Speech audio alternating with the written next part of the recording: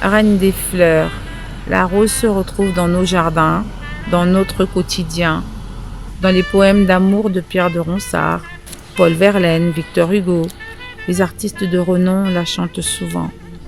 Ses multiples pétales, imbriqués les unes dans les autres, lui donnent cette forme spéciale. Un charme et une beauté hors pair. Tel est ce jour la rose que nous célébrons, Maman Antoinette. Belle, élégante, pleine de bonté et de gaieté. Présente dans le bouquet de la vie de chacun, cette rose pleine d'épines devient lisse et douce par la caresse d'une main maternelle, aimante, qui transforme nos heurts et malheurs en joie et bonheur. Voilà pourquoi elle est la reine du jour, la reine pour toujours. Célébrons-la aujourd'hui, demain, encore et toujours. Chantons-la comme Gilbert Bécaud. L'important, c'est la rose, l'important. C'est la rose, crois-moi. Très chère maman, tu es importante. Crois-nous, tu es notre rose éternelle.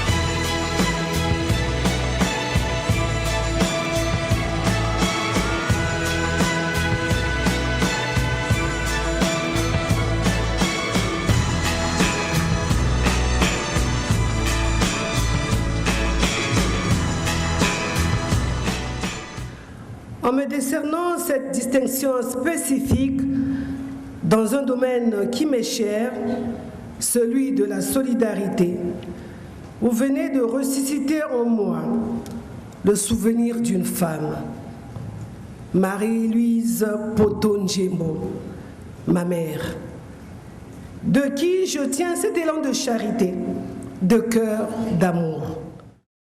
Oui, c'est Madame Antoinette Sassou Nguesso, première dame du Congo, présidente de la Fondation Congo Assistance. Personnage multifacette, tant de vie dans une vie. Une femme accomplie, une femme debout, une femme active, adulée pour sa générosité et son altruisme. Et aussi sa pudeur, son respect et sa facilité à vivre avec les autres au quotidien.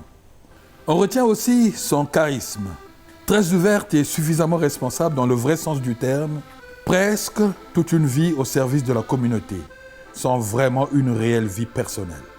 Elle nous révèle ici toute la pleine dimension d'une personnalité hors du commun, qui a su aussi imposer son style, une griffe élégante et racée, au point d'être devenue une référence incontournable dans notre société. Elle a toujours fait preuve de compassion et d'altruisme envers les personnes vulnérables de notre société. C'est autant de valeurs fortes fondées sur l'empathie, la solidarité et le souci de l'autre. À tous les généreux donateurs, je voudrais vous remercier de tout cœur pour vos nombreuses contributions et vos dons en espèces et en nature à l'occasion de la première journée de cœur et d'amour journée de la solidarité nationale au profit de nos parents, nos frères et sœurs, nos enfants et nos amis qui sont tous dans le besoin. Son plus grand talent est de tout donner aux autres. Une grande expérience tirée de sa vie de famille, de sa vie de gardien du foyer, qui lui a permis d'avoir une vision transdisciplinaire d'une bonne mère, des sujets comme de la vie. Elle sait accueillir l'incertitude et l'improbable, fruit de la vie de famille. Assurer l'éducation des enfants ou assumer au quotidien la lourde responsabilité, celle de s'occuper d'un époux président de la République.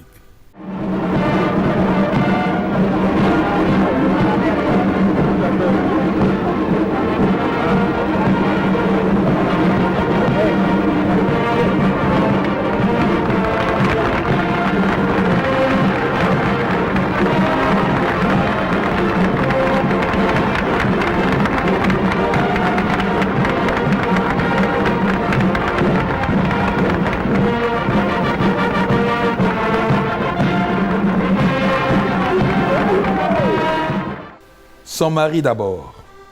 Antoinette Sassou Nguesso, épouse aimante, soutien indéfectible de Denis Sassou Nguesso, président de la République, son époux. Résolument engagée à ses côtés, elle soutient son mari coûte que coûte dans tous ses combats de la vie. Oui, savoir qu'on peut compter sur son épouse n'a pas de prix. Aussi, flexibilité, tolérance, compréhension et patience sont ses nombreuses qualités. Car Antoinette Sassou Nguesso n'est pas qu'une simple première dame ou une adorable épouse, maman, grand-mère, arrière-grand-mère, tante ou grande sœur. Elle est aussi une source d'inspiration et une véritable icône pour plusieurs générations de Congolais.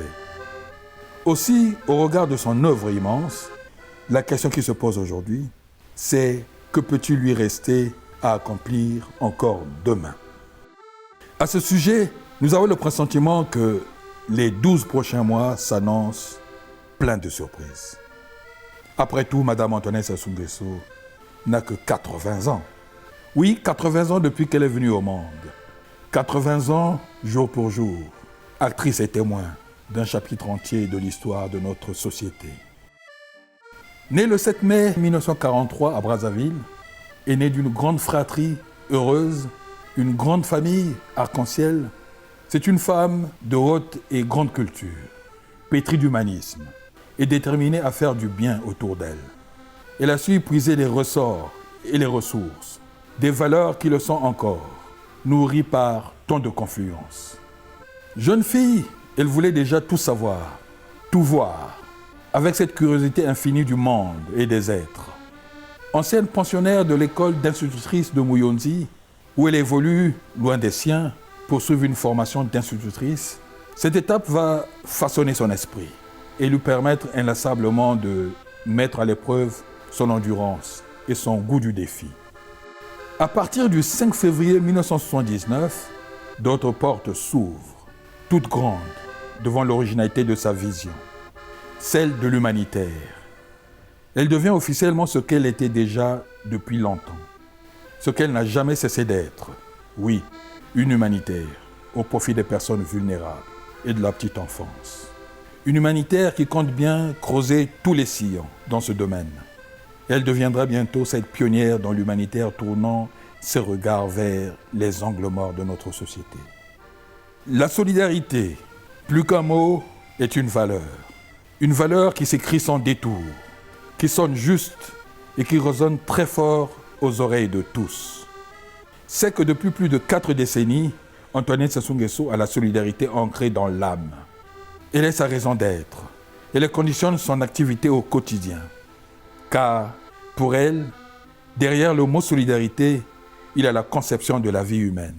La vision d'une société de partage, de la place de l'homme dans une société solidaire, de l'articulation de je à nous. Cette approche lui apporte un certain recul sur sa propre vie. Avec sa curiosité tous azimuts, elle a toujours su humer l'air du temps. Elle a connu des hauts et des bas sur sa trajectoire de vie. La résilience et la renaissance. Elle n'impose et n'exige rien par humilité. Et c'est aussi par expérience que, dans ce monde en perpétuel mouvement, Chacun a sa lecture et sa façon de se souvenir de l'histoire. En 1979, elle accepte la présidence d'honneur du Comité national de l'enfant. Le 7 février 1982, elle reçoit le diplôme d'honneur de l'UGSC. Madame la Présidente, depuis le mouvement du 5 février 1979, vous vous êtes particulièrement distinguée dans l'intérêt accru, l'amour profond et le sens fécond d'initiative en direction de la jeune génération. Vous avez eu ainsi le grand mérite d'être promue présidente d'honneur du Comité national de l'enfant au Congo, au sein duquel vous ne cessez de déployer des efforts outre mesure pour l'amélioration des conditions de vie des enfants, la garantie de leur développement physique, physiologique et intellectuel et l'épanouissement des diverses facultés des enfants de manière encore plus complète. Vos actions multiformes prouvent que vous avez une vue très large sur le devenir de notre jeunesse et surtout de sa couche la plus tendre, la plus fragile, la plus douce, la plus fraîche et la plus innocente. Vos ambitions sont nobles et exaltantes, vos actions sublimes. Les nombreuses visites et aides dans les crèches, jardins d'enfants et autres structures enfantines, le financement et l'organisation des tombolas, des kermesses à Brazzaville, Djambala et Sibiti à l'occasion tant de l'année internationale de l'enfant que de la fête nationale des pionniers, de la journée internationale des enfants et du premier concours artistique des pionniers en mars 1982 sont autant d'initiatives que vous avez prises et qui ne cessent d'émouvoir l'ensemble de la jeunesse congolaise. L'émotion qui m'envahit en ce moment précis traduit les sentiments qu'une mère éprouve vis-à-vis d'un acte bienveillant de ses enfants. Je remercie très sincèrement la direction de l'Union de la jeunesse socialiste congolaise pour l'honneur qu'elle fait à ma personne en me décorant ce jour. À travers ce geste, la jeunesse témoigne sa gratitude à l'ensemble des mères congolaises qui doivent sentir la confiance réelle et l'affection sans cesse grandissante de leur progéniture. Nous ne sommes qu'au début de l'exécution de notre programme au profit de l'ensemble de la jeunesse et particulièrement des plus jeunes. Nous nous emploierons, autant que faire se peut, à garantir les droits de l'enfant tels que définis par l'Organisation des Nations Unies. La tâche est certes immense, mais exaltante. Armée d'une volonté irréductible, foncièrement attachée aux valeurs de solidarité envers les plus démunis, donc à une cause, non à des ambitions personnelles, sur le conseil du docteur Sédou Badian Kouyaté, un ami de la famille, elle créera le 17 mai 1984 la Fondation Congo Assistance, pour mieux tracer, structurer et formaliser son action. Nombreux étaient ceux qui s'interrogeaient. D'aucuns mettaient en doute la sincérité de sa démarche, la suspectant de cacher un agenda politique, d'autant plus que jamais par le passé, une telle initiative n'avait été prise par un citoyen congolais. Cependant, au regard de l'ampleur et de la qualité des actions de la Fondation Congo Assistance, impressionné et séduit par la profondeur de l'engagement de Mme Antoinette Sassou Nguesso, le grand public se rendit très vite à l'évidence. Et depuis, la belle aventure continue. Promouvoir la paix pour soutenir le dialogue et la solidarité au sein de la société. En effet, en septembre 2001, elle lance le train de la paix et de la solidarité, qui part de Brazzaville à Dolezi.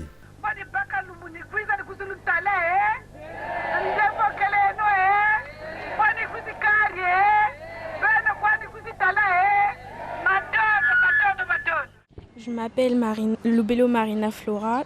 Je suis née avec une malformation de l'utérus, une malformation de la colonne et de l'intestin. Donc quand je suis née, j'avais pas trop pour faire mes besoins.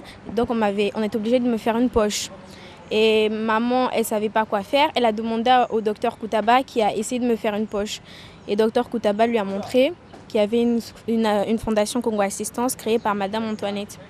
Et ma mère est venue et on a pu avoir un passeport, un visa pour m'envoyer en France et m'opérer. Et je suis partie là-bas à l'âge de 3 ans, je me suis fait opérer. Et jusqu'à maintenant, ça va. Je remercie beaucoup la fondation et Madame Antoinette pour ce qu'ils ont fait pour moi. Au mois de novembre 2013, Antoinette Sassou Nguesso, en collaboration avec la chaîne de l'Espoir, conduite par le chirurgien français, le professeur Alain Deloche, est venue une fois de plus redonner le sourire à plusieurs familles congolaises dont les enfants souffraient de problèmes cardiaques. Le premier sentiment, c'est pour un sentiment de satisfaction puisque l'enfant opéré va bien. C'est toujours une inquiétude puisque la chirurgie cardiaque, où qu'elle soit en France ou ici, il y a toujours une inquiétude. Et puis beaucoup de bonheur de voir qu'on a fait la première opération dans ce pays qui sera suivi, je l'espère, de plein d'autres opérations. Puis j'ai vu des chirurgiens congolais, notamment Irène, qui ont l'air très heureux et qui s'apprêtent à reprendre le flambeau, puisque c'est notre but. Il souffrait d'un rétrécissement au-dessous de la valve aortique, c'est-à-dire que c'était une bombe à retardement. Il pouvait, en courant, tout d'un coup, faire une mort subite, comme le font certains joueurs de foot. Et puis il avait un trou dans la cloison entre le cœur gauche et le cœur droit, donc il avait 2 malformations. Voilà, les 2 malformations ont été corrigées et il a un cœur normal comme vous et moi maintenant. L'opération à cœur ouvert, c'est une opération où on arrête le cœur, on l'ouvre, comme son nom l'indique, on le répare et puis on le fait repartir. Donc c'est une opération qui nécessite un environnement technique assez important, puisque quand le cœur est arrêté, il faut que l'enfant continue à vivre. Et continue à vivre, il faut ce qu'on appelle une circulation extracorporelle. C'est une pompe qui est à côté, qui relie à l'enfant par des tuyaux, qui remplace le cœur et les poumons. Effectivement, c'est beaucoup d'émotions et de fierté à la fois de voir qu'enfin, au CHU de Brazzaville, il y a une première opération de cœur ouvert grâce à notre partenariat, c'est-à-dire la Fondation Congo Assistance et la chaîne de l'Espoir. On avait toujours caressé ce rêve, mais aujourd'hui, ce n'est plus un rêve, c'est une réalité.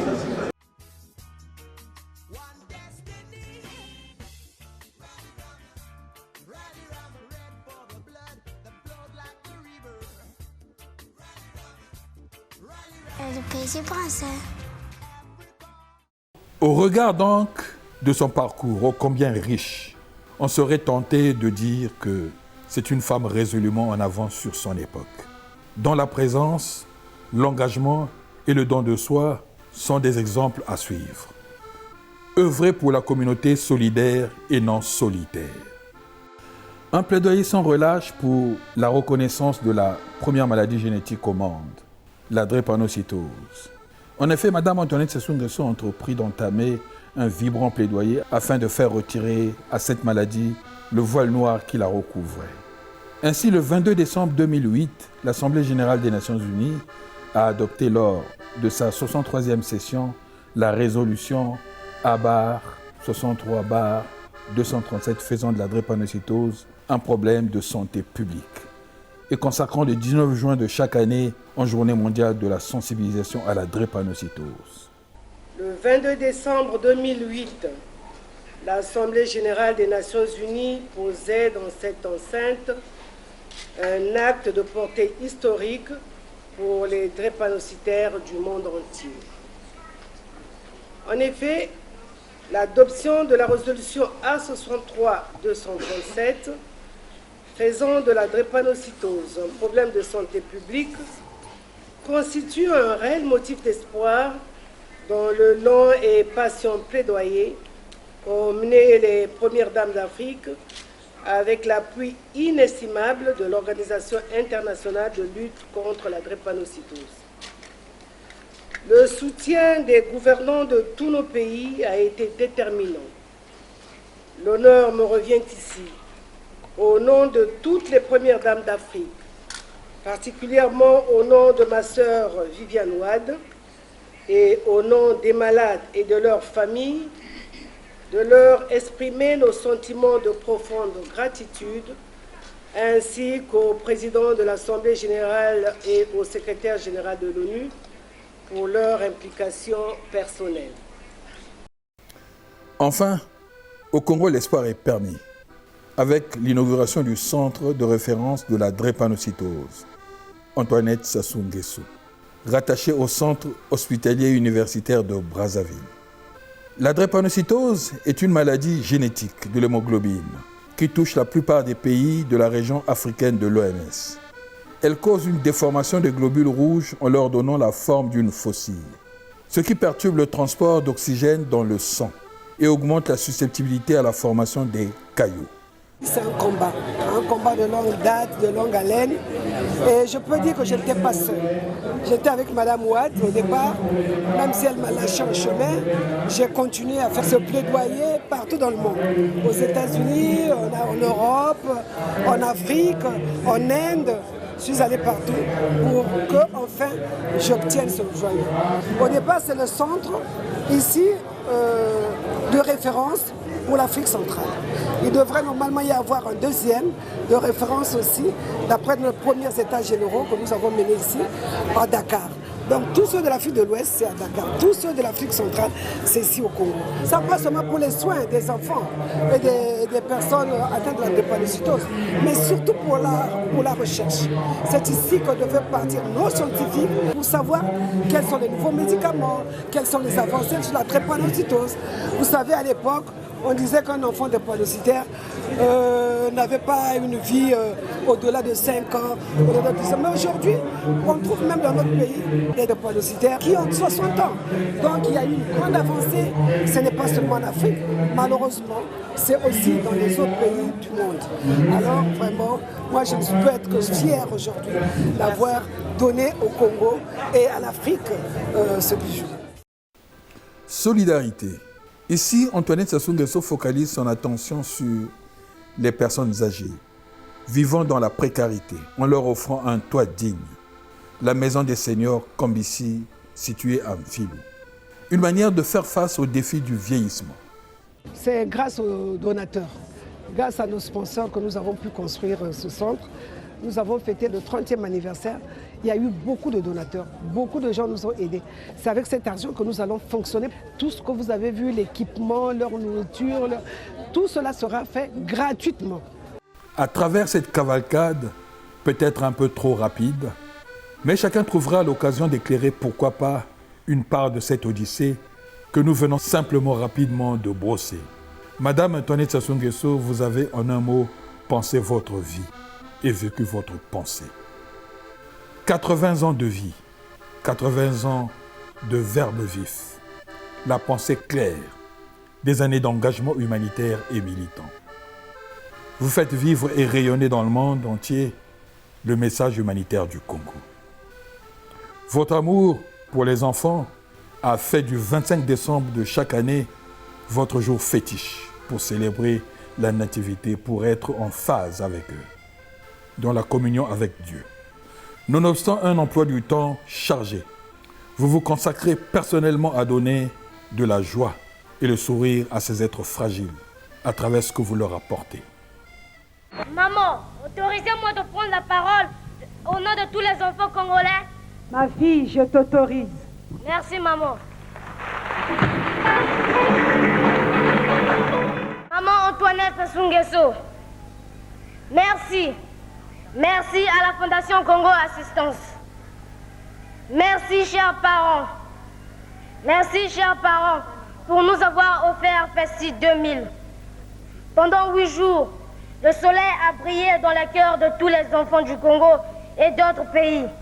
Car nos camarades du Congo démocratique, pour ne parler que d'eux, ont aussi vibré au rythme de FESTI 2000.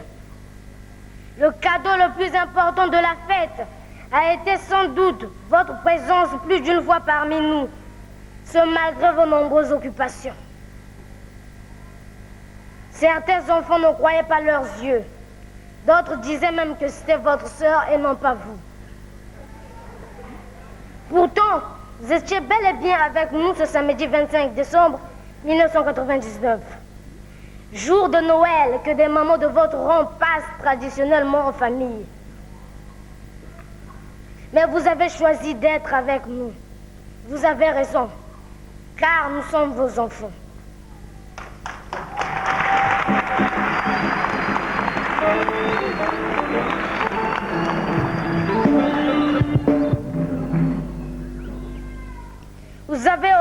demandé à l'Éternel de nous protéger. Nous vous exprimons en conséquence notre gratitude.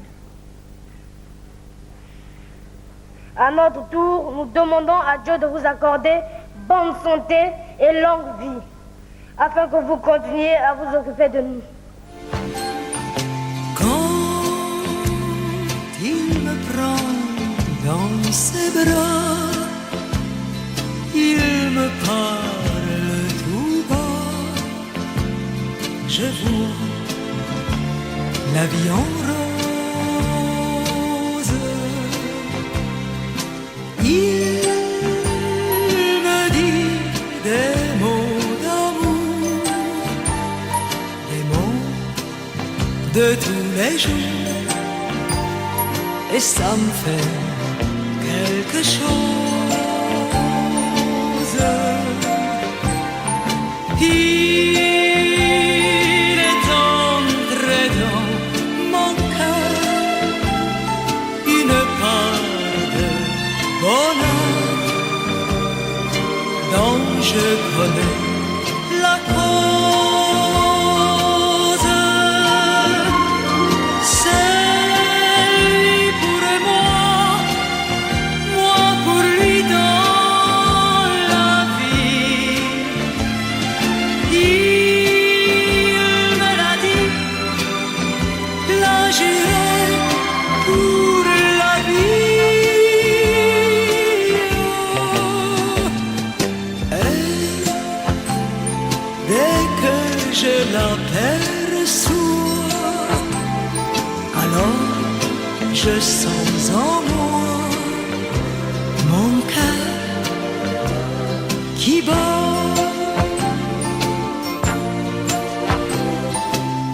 Des yeux qui font baisser les miens, un rire qui se perd sur sa bouche.